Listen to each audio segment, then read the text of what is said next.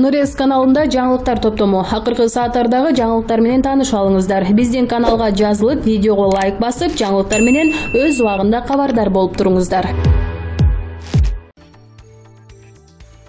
Белгилүү эстрада ырчысы Кайрат Кыргыз кирпик коштуруп, коомчулукта кызуу талкуу жараткан эле. Андан кийин ал партиялардан сунуш түшүп жатканын айтып, депутаттыкка аттанаарын маалымдаган. Бул тууралуу ырчынын өзү менен маек курдук. Саламатсызбы? Алгач чыгармачылыгыңыз тууралуу айтып берсеңиз. Саламатсыздарбы? Чыгармачылыгым өз учуру менен жылып жатат. Мурун кандай иштесем, азыр деле ошондой эле. Жакшы көргөн ырларды жаздырып, иштеп жаткан мезгилим. Жылдан жылга иш-чаралар көбөйүп, мына ошондон улам убактымды чектөөгө туура келип жатат. Акыркы учурларда чыгармачылыгыңызда жаңылык болгону байкалууда. Буга эмне себеп болууда? Жаңылык болбой жатат деп айтууга болбойт, анткени ар бир күн өзүнчө жаңылык, өзүңдүн жеке чыгармачылыктан тышкаркы сабак берүү, окуучуларымдын эл аралык конкурстарга барып жеңип келүүсү бул менин эмгегим. Жакынкы эле учурда Аяна деген окуучум канча айдан берги даярдыктардан кийин эл аралык конкурста 2-орунду ээледи. Арген деген окуучум гран-прини алды. Бул оңой иш эмес да. Маалымат каражаттарына партиялардан сунуш түшүп жатат, депутаттыкка аттанам дедиңиз эле. Даярдыктар кандай? Партиядан сунуш түшүп жатат. Эгерде биздин программабыз, идеябыз туура келишсе, албетте иштөөгө мүмкүнчүлүк түзүлөт. Бирок мен башында эле айткандай, маданият өнүктүрүү боюнча программа менен кетем. Кайсы партияга кирериңиз аныктала элекпи? Жок, кайсы партияга киреримди карап көрөм. Программасы жакшы болсо кирем. Депутат болом деген ой кайдан келди же башынан саясатка кызыкчу элеңиз? Негизи редакцияда ар түрдүү жерлерде жетекчи болуп иштегенмин. Эгер депутаттыкка барсам, көрүнүп эле турат эң популярдуу саясат болору. Жогоруда маданиятты өнүктүрүү боюнча кетем дедиңиз. Маданиятты өнүктүрүүгө кандай долбоорлорду иштеп чыгуу планыңызда бар? Аны айтпайм, азыр иш жүзүндө көрөсүздөр.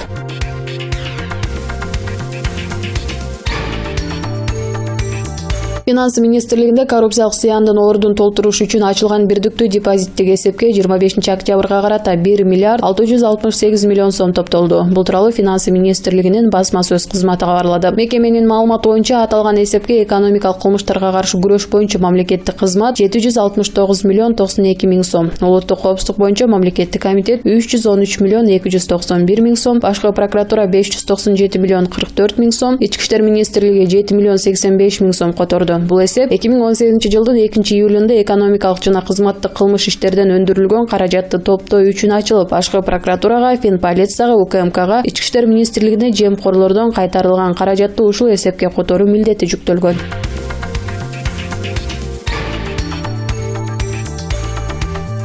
Социалдык тармактарда куурчак, сүрөт жана башка буюмдарга кара дуба окутуп, мүрзөгө көмүп койгон деп айтылган видеолор тарап жатат. Кадр артында белгисиз адам өзбек тилинде бул буюмдар Ош шаарында Сулайман тоонун жанындагы мүрзөдөн табылганын айтып жатат. Качан тартылганы, анын канчалык чындык экендиги белгисиз. Кадр артындагы ал адам көптөгөн курчактарды, ийнелерди, ачкычтарды, ийне сайылган сүрөттөрдү казып чыгарган.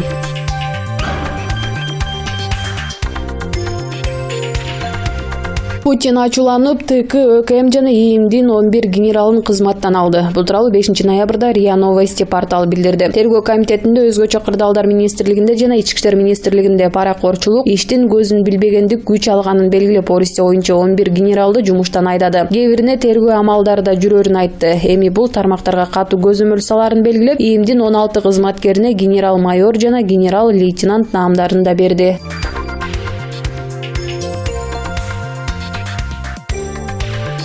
Депутат Ирина Карамушкина 2010-жылдын 7-апрелинде баатырлык кылган азаматтарга нааразы болуп, Атамбаевке болушпай жатышкандарына жини келгендей, ал буларды өзүнүн Facebook баракчасына жазып чыкты. Мени кызыктырып жаткан жагдай, эмнеге 2010-жылдын 7-апрелинин баатырлары унчукпай жатышат? Эмнеге Мыйзам менен Алмазбек Атамбаевди коргогон үнүңөрдү укпай жатабыз? Эмне ал аз жардам бердиби? Ал бардык убадасын аткарды, акчалай гана жардам бербестен баатыр берди, өз атынан да мамлекет тарабынан да колдоо көрсөттү. Курман болгондордун элесине мечит салды, көчөгө 7-апрелдин атын берди. Өлүмдөн кайра тартпаган, өлкө тагдыры үчүн башын сайган баатырларды унуткан жок. Өлкөнүн өнүгүшүнө, жаңы муундун келишине, кландык башкаруунун ордуна кесипкөйлөрдүн келишине жан үрөдү. Жердешчилик менен өнүкпөйбүз, бири-биринин колун гана жылытышат. Карагылачы, Курсан Асанов үчүн 15 киши кайрылуу жазыптыр. Ал эми үй камактагы Асел Кудранова, Кундуз Жолдубаева жана өзүнө айтып жатат. Эч ким унчукпайт. Мыйзам бузулуп жатат, үн чыгарган бир юрист, сот жок. Биздин үстүбүздөн деги эмне жаап калды я? Өз өлкөбүзгө киши тагдырына ушунча кайдыгер болобузбу дейт депутат. Буга окурман журтчулугу өзү баасын берер.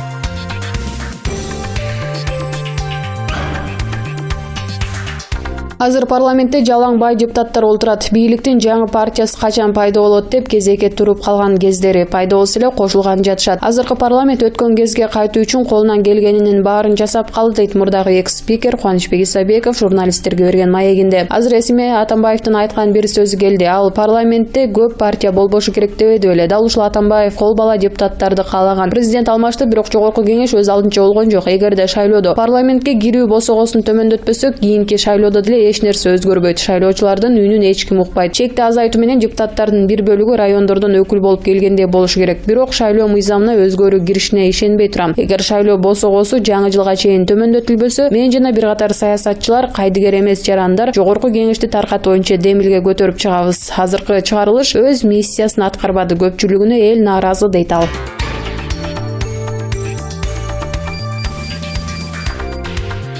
Кыргызстанда жасалма документ жасап, уруксаат берилген салмактан оор жүк ташыган 2 автоунаа кармалды. Бул тууралуу 5 ноябрда экономикалык кылмыштарга каршы күрөшүү боюнча МАМ кызмат билдирди. Маалыматка ылайык, Казакстандан келген Рено жана DAF деген оор жүк ташыган автоунаалардын документтеринде 40 тонна сабиз жүктөлүп келатканы айтылат. Текшере келишсе гүрүч болуп чыккан. Салмагын тартышса экөө биригип 100 тоннаны түзгөн. Бул уруксаат берилген нормадан кыйла жогору. Салык менен салмак көзөмөлүнүн жетекчилери гүрүчтү сабиз деп каттап, ашыкча салмагына карабай автоунааларды өткөрүп жиберишкен. Азыр кылмыш иши ачылып, тергөө амалдары жүрүүдө.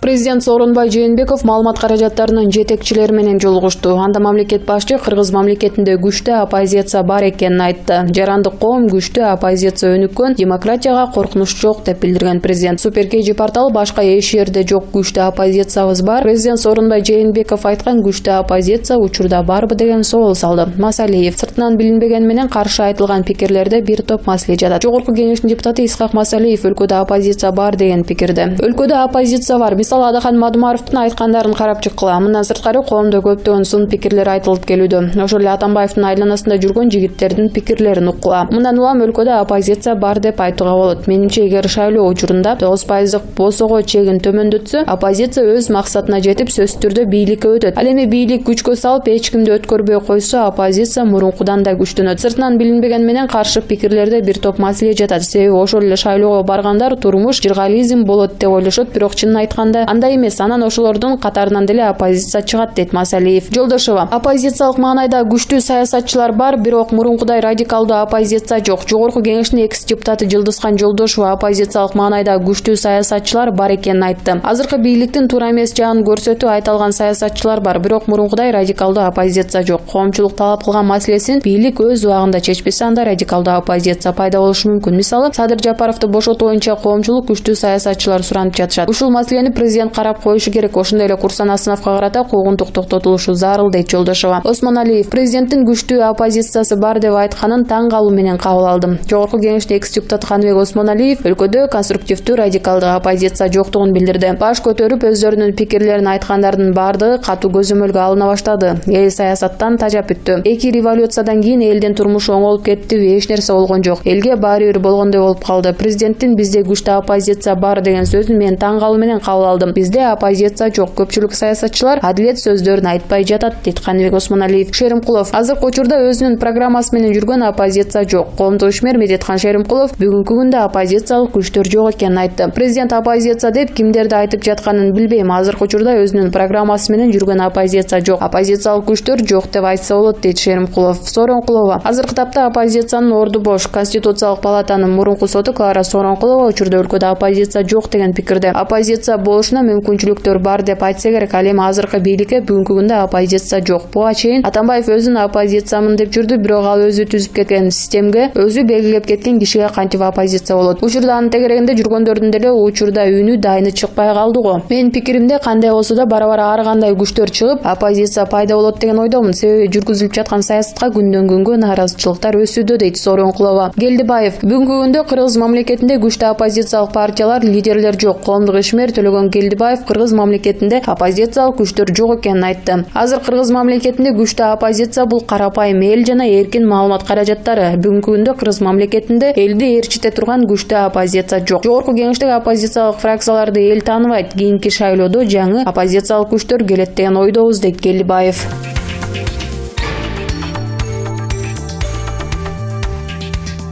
Бажыдагы бардак жойлабы. Бул тууралуу премьер-министр Абылгазиев кечээ күнү Тору-Карт көзөмөл өткөрмө жайындагы бажы жана чек ара кызматтарынын иши менен таанышуу учурунда билдирди. Ал айрым жарандарыбыз бажы кызматынын ишине кандайдыр бир ишенбөөчүлүк менен мамиле кылаарын бардыгыбыз билебиз. Алар бажы жыйымдарынын бөлүгү кассадан тышкары кетет деп эсептешет. Биз мындай күмөн саноолорду жоюп, бажы кызматынын ишинин ачыктыгын көрсөтүүгө тийишпиз. Мында бардыгы онлайн режиминде болушу керек, деди Мухаммедкалый Абылгазиев. Баары ачык, таза болсо, биринчи кезекте сиз жетектеген өкмөткө жакшы болмок, бирок андай болоруна күмөнүбүз бар. Райым ата Райым миллион турганда бажынын бага ачыларына көзүбүз жетпейт. Ал адам иштен кеткен менен анын ымалаштары дагы деле бажы системасын сызгырып олтурат, дейт Факты KG.